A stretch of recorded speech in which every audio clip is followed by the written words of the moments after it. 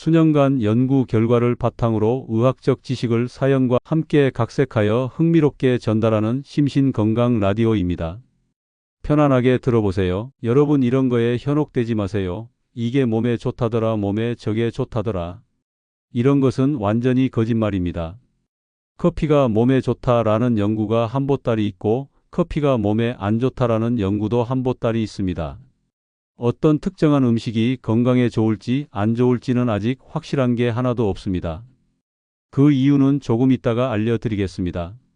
저희는 오늘 정확하게 밝혀진 것들에 대해서만 알아보고 서로 다른 결과가 아닌 확실한 결과에 대해서 집중해보고 또 그것이 제일 중요하다는 것을 말해보겠습니다. 늙고 싶지 않다면 지금 알려드릴 딱 3가지만 기억하시면 되세요. 이제부터 김주환 교수님의 말씀을 바탕으로 설명해 드리겠습니다. 김주환 교수님은 연세대학교 언론홍보영상학부 교수이시고 서울대학교 정치학과와 펜실베니아 대학교 커뮤니케이션학 박사이시며 베스트셀러인 회복 탄력성과 내면 소통의 저자이십니다. 교수님의 연구와 저서를 통해서 여러분이 듣고 있는 내용들은 신뢰할 수 있습니다. 가장 중요한 3가지 습관은 잠, 먹는 것, 운동입니다. 이 3가지 종류 중 가장 정확하게 수면 건강을 늘리기 위한 습관들을 오늘 확실하게 알려드리겠습니다. 먼저 하나 말씀드릴게요. 운동과 먹는 것 합친 것보다 제일로 중요한 게 잠이에요. 그 다음에 흔히 먹는 것이 많이 관여한다고 생각을 하는데 무얼 먹는 게 좋은가는 아직 과학적으로는 제대로 알 수가 없습니다. 이건 연구가 매우 어렵습니다. 무슨 말이냐면 이 집단에는 무얼 먹이고 저 집단에는 무얼 먹이고 이런 연구를 통해 해당 음식의 좋은 점을 알아내야 하는데 그런 연구들이 사실상 불가능합니다. 그렇게 했을 때 안 좋은 음식을 먹은 집단은 죄다 암에 걸릴 수도 있는데 현재까지 인간 세계에서 그런 식의 연구는 없습니다. 사실 현재까지 음식에 관한 연구는 그저 사람들에게 설문조사로 무얼 많이 먹습니다라는 질문을 통한 설문과 관찰 연구밖에 없어서 제대로 된 데이터와 정확한 연구 결과가 없습니다. 먹는 시간이나 양을 간단히 조절할 수 있지만 제대로 연구가 불가능하니 저희는 그것보다 우리가 의도를 갖고 조절해서 가장 효과를 볼 수 있는 것은 운동입니다. 움직임이요. 그래서 가장 중요한 것은 잠이고 머릿속에 들어 있어야 할 것은 운동입니다. 오늘 잠, 먹는 것, 운동 이 3개에 대해서 간략하게 말씀드리겠습니다. 제일 중요한 잠에 대해서 알아보겠습니다. 우리가 잠을 자는 이유는 기본적으로 회복과 재충전을 위해서입니다. 우리가 자는 동안 몸은 잠을 통해 에너지를 재충전하고 뇌는 하루 동안 쌓인 노폐물을 청소합니다. 잠은 단순히 몸을 쉬게 하는 시간이 아니라 건강을 유지하는 데 필요한 필수적인 과정입니다. 하지만 최근에는 잠에 대한 잘못된 정보들이 많이 퍼지고 있습니다. 예를 들어 하루에 4시간만 자도 건강하다는 주장이나 4시간만 자도 괜찮다는 이야기가 떠돌고 있지만 이런 주장은 과학적으로 증명되지 않았습니다. 오히려 잠이 부족하면 치매를 비롯한 다양한 건강 문제를 일으킬 수 있다는 연구 결과들이 많습니다. 잠이 부족하면 치매를 유발할 수 있다는 사실은 이미 여러 연구에서 밝혀졌습니다. 예를 들어 영국의 대처 총리나 미국의 레이건 대통령도 잠을 충분히 자지 않았고 2사람 모두 치매에 걸렸다는 사실이 있습니다. 잠이 부족하면 뇌가 제대로 기능하지 않기 때문에 기억력이나 인지능력이 떨어질 수밖에 없습니다. 2. 잠 부족이 건강에 미치는 영향. 잠이 부족하면 면역력이 저하되고 암이 유발될 위험도 높아집니다. 잠은 몸을 회복시키는 중요한 시간인데 이 시간이 부족하면 몸의 방어 능력인 면역 시스템이 약해지고 그로 인해 각종 질병에 걸릴 확률이 높아집니다. 특히 잠이 부족할 때는 심혈관 질환의 위험이 크게 증가합니다. 심혈관 질환은 전 세계에서 사망 원인 1위인 질병으로 연구에 따르면 잠을 충분히 자지 않으면 심장마비가 일어날 확률이 급격히 증가한다고 합니다. 실제로 서머타임이라는 제도가 있는 나라에서는 서머타임이 시작된 후 다음 날 심장마비 발병률이 24% 증가하고 서머타임이 끝나는 가을에는 그 발병률이 21% 감소한다고 합니다. 서머타임이 무엇이냐면 서머타임을 시작하면 간단하게 1시간 덜 자고 1시간 일찍 일어난다라고 생각하면 됩니다. 이는 잠을 1시간 덜 자는 것만으로도 심혈관에 미치는 영향이 매우 크다는 사실을 보여줍니다. 3. 잠 부족이 성취도에 미치는 영향. 많은 사람들이 잠을 적게 자면 더 많은 일을 할 수 있다고 생각하지만 실제로는 잠을 충분히 자야 집중력과 성취도가 올라간다는 연구 결과가 있습니다. 미국에서 학생들에게 1시간 더 잠을 자게 했더니 성적이 대폭 향상했다는 연구 결과가 있습니다. 이 연구에서 잠을 충분히 자는 것이 성적 향상에 중요한 역할을 한다는 것이 증명되었습니다. 특히 청소년들은 8시간의 수면이 꼭 필요합니다. 학부모들은 자녀들이 충분히 자게 해야 성적이 좋아지고 그들의 능력이 향상된다는 점을 기억해야 합니다. 4. 잠을 충분히 자는 것이 게으르다. 우리나라를 포함해 많은 나라에서 잠을 많이 자는 것이 게으르다고 생각하는 경향이 있습니다. 사람들이 게으름과 잠을 연결짓고 잠을 많이 자면 부지런하지 않다고 생각하지만 사실은 잠을 충분히 자는 것이 도덕적이고 건강을 지키는 첫 번째 원칙입니다. 잠을 충분히 자야 기분도 좋아지고 감정 조절 능력도 향상됩니다. 또 대인 관계가 좋아지고 성격도 좋아지기 때문에 잠을 잘 자는 것이 절대 게으름이 아니라 오히려 건강한 삶을 위한 필수적인 요소라는 점을 알아야 합니다. 5. 잠과 비만의 관계. 잠을 부족하게 자면 비만에 걸릴 확률이 높아집니다. 많은 사람들이 잠을 많이 자면 살이 찔까 걱정하지만 사실은 잠을 제대로 자지 않으면 지방이 축적될 가능성이 높습니다. 잠을 자지 않으면 호르몬 불균형이 일어나고 이로 인해 식욕이 조절되지 않게 되며 결국 비만으로 이어질 수 있습니다. 우울증과 스트레스가 쌓일수록 비만이 될 가능성도 높아지는데 이런 문제들은 대개 잠의 질과 밀접한 관계가 있습니다.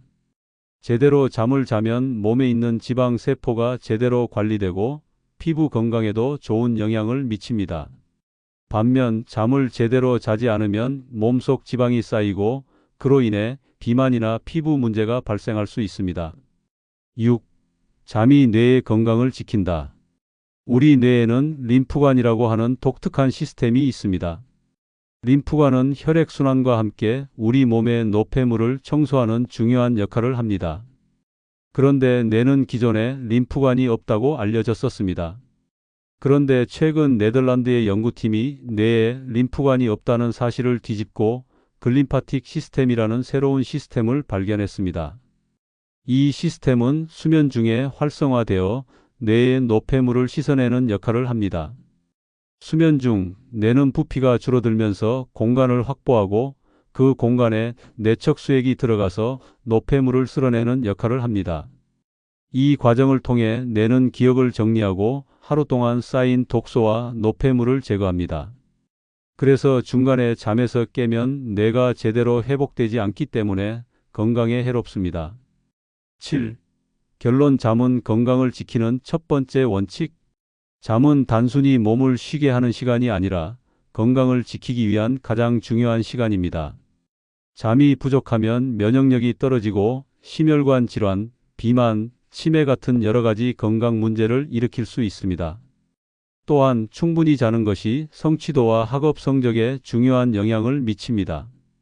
충분히 자야 집중력도 좋아지고 성격도 개선되며 대인 관계도 좋아진다는 사실을 기억하시기 바랍니다. 따라서 잠을 충분히 자는 것이 게으름이 아니라 건강을 지키기 위한 중요한 원칙입니다. 7시간에서 8시간 정도의 수면을 취하며 몸과 뇌를 회복시키는 시간을 가지세요. 그게 바로 여러분의 건강과 행복을 지키는 방법입니다. 노화를 늦추는 가장 중요한 두 번째 식습관에 대해 알아보겠습니다. 1. 식습관과 건강에 관한 연구의 어려움.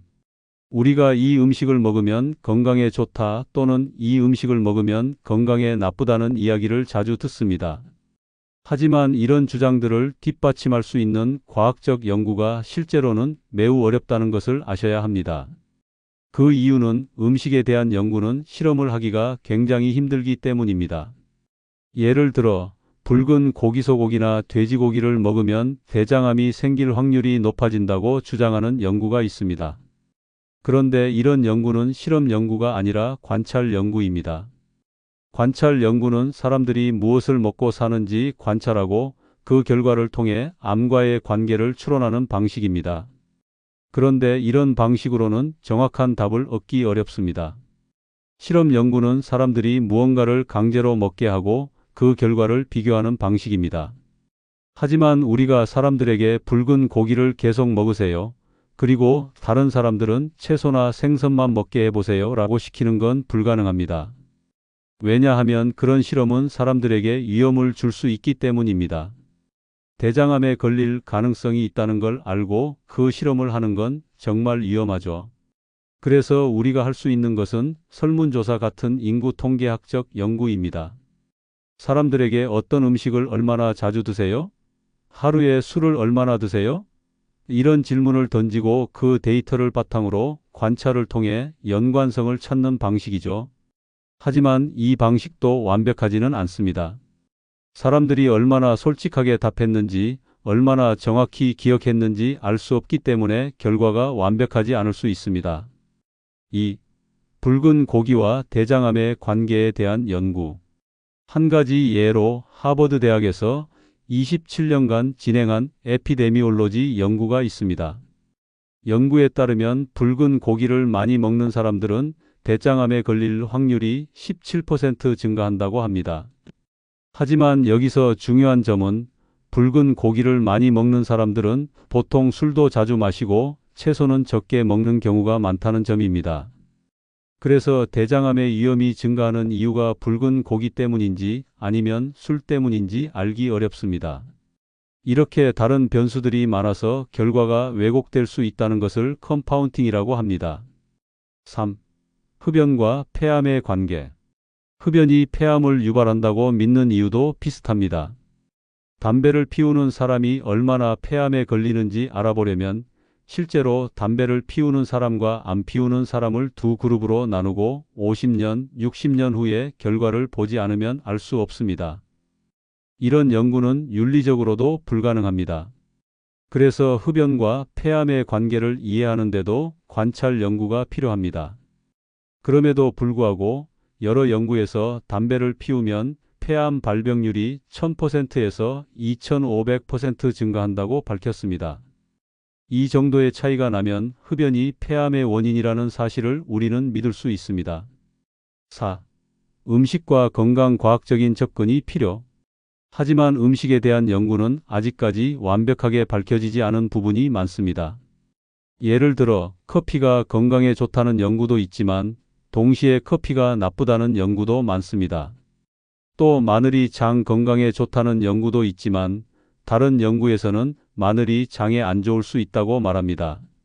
이런 상황에서 우리는 모든 음식이 동시에 항암제이자 발암물질일 수 있다는 말이 맞다고 할 수 있습니다. 결국 중요한 건 과학적 연구를 믿고 검증되지 않은 정보에 현혹되지 않도록 하는 것입니다. 사람들이 이야기하는 이 음식을 먹으면 건강에 좋다는 말들은 종종 일시적인 연구 결과에 기반한 것일 수 있기 때문에 신중하게 판단해야 합니다. 5. 혈당 조절의 중요성. 많은 사람들이 혈당에 대해 신경 쓰지 않습니다.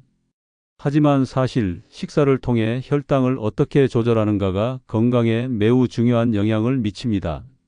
우리가 혈당을 급격하게 올리지 않도록 하는 식습관을 가지는 것이 심혈관 질환이나 당뇨병을 예방하는 데 큰 도움이 됩니다.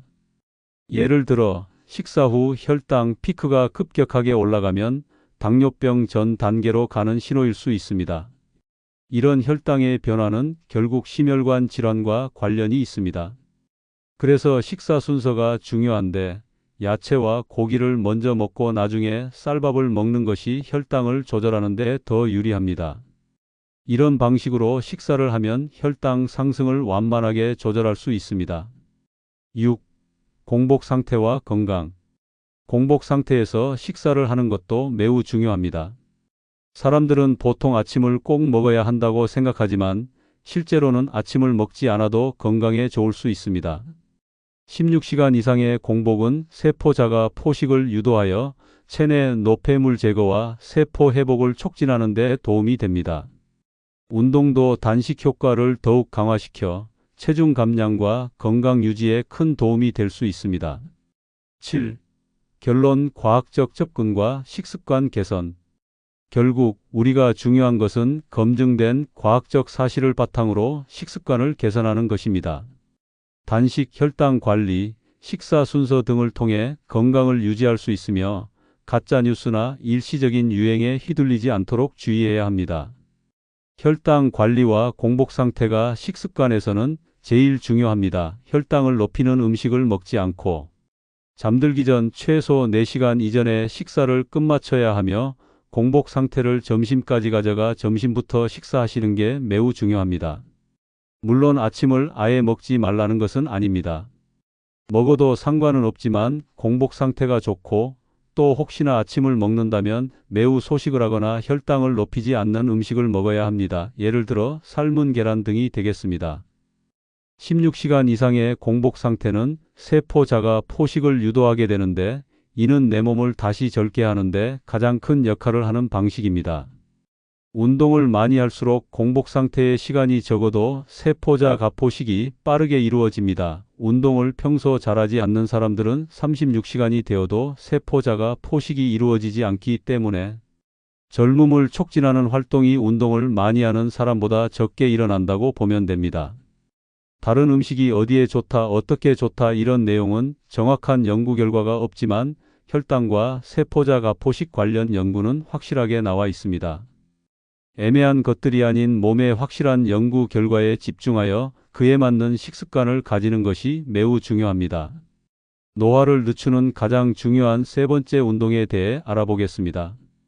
운동의 중요성에 대해서는 많은 이야기가 있지만 오늘은 딱 한 가지 핵심 포인트만 기억하시면 됩니다.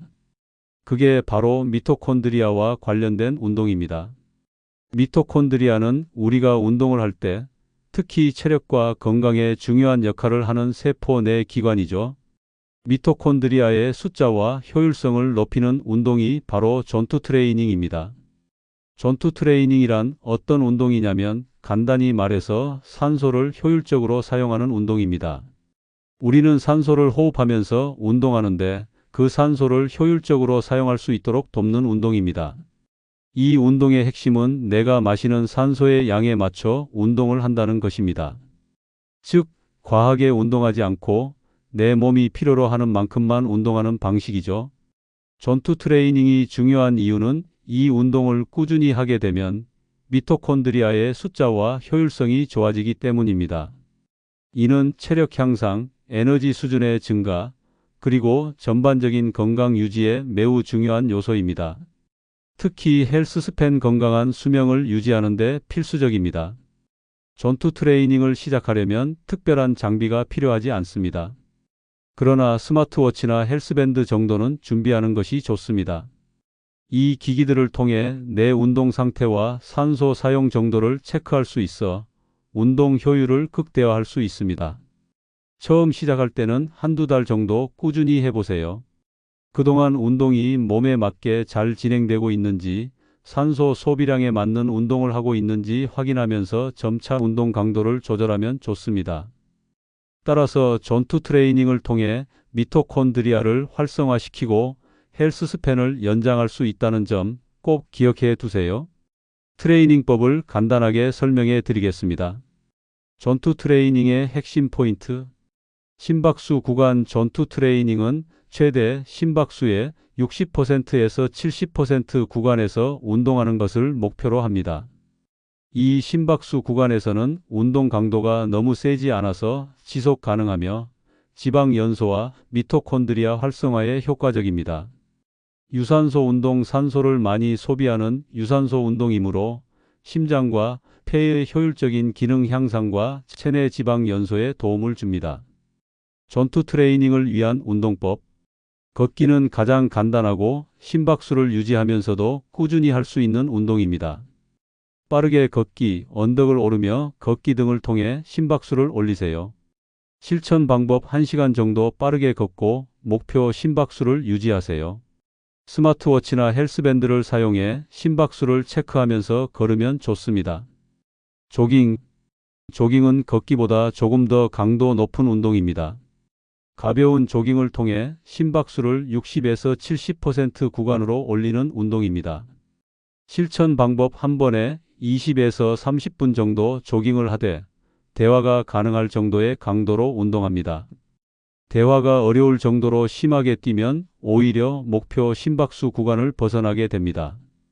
자전거 타기. 실내 자전거나 외부 자전거를 타면서 전투 트레이닝을 할 수 있습니다. 자전거는 다리가 충분히 운동될 수 있는 유산소 운동입니다. 실천 방법 1시간 동안 꾸준히 타면서 심박수를 체크해 60에서 70% 구간을 유지합니다. 자전거를 탈 때 속도를 일정하게 유지하고 너무 무리하지 않도록 주의합니다. 하이킹. 하이킹은 언덕이나 산을 오르며 걸으면 자연스럽게 심박수가 올라갑니다. 자연을 즐기며 운동할 수 있기 때문에 꾸준히 할 수 있는 좋은 운동입니다. 실천 방법 1시간 이상 꾸준히 걸으며 심박수를 체크해가며 운동합니다. 가능한 평지보다는 경사가 있는 길을 선택해 운동을 합니다. 전투 트레이닝의 실천 팁입니다. 심박수 체크. 전투 트레이닝의 핵심은 자신의 심박수를 조절하는 것입니다. 이를 위해 스마트워치나 헬스밴드를 활용해 실시간으로 심박수를 체크하며 운동하세요. 목표는 최대 심박수의 60에서 70% 구간을 유지하는 것입니다. 운동시간. 전투 트레이닝은 꾸준히 지속 가능한 운동이어야 하므로 하루에 30분 이상, 주 35회 정도 할 수 있는 운동량이 좋습니다. 편안한 강도 유지. 운동 강도가 너무 세지 않게 조절하세요. 대화가 가능할 정도로 운동하는 것이 중요합니다. 너무 힘들면 산소를 효율적으로 사용할 수 없게 되므로 적당한 강도를 유지하세요.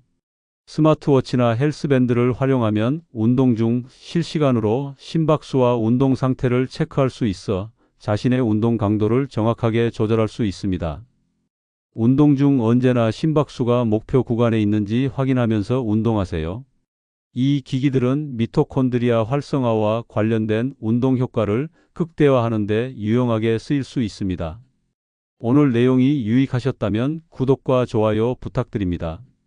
그리고 여러분들 중 그동안 잘못된 습관이 있었다면 댓글로 의견을 나눠보고 또는 좋은 습관이 있다면 그 또한 같이 대화하여 나눠보도록 해요.